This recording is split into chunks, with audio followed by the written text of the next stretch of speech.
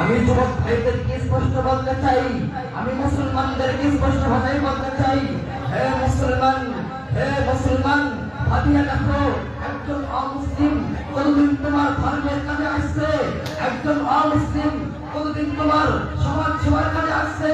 একজন অমুসলিম কোনদিন তোমার ধর্মের কাজে আসছে? কিন্তু আফসোস, আজ মুসলমানরা ওই ইহুদি খ্রিস্টানদের কালচারকে এমন ভাবে পালন করতেছে, মনে হইতেছে এটা মুসলমান, এটা ইহুদি খ্রিস্টানদের উৎসব নাই, এটা মুসলমানদের উৎসব। হে মুসলমানগণ, তোমরা ইহুদি খ্রিস্টানদেরকে নিজের বন্ধু রূপে গ্রহণ করিও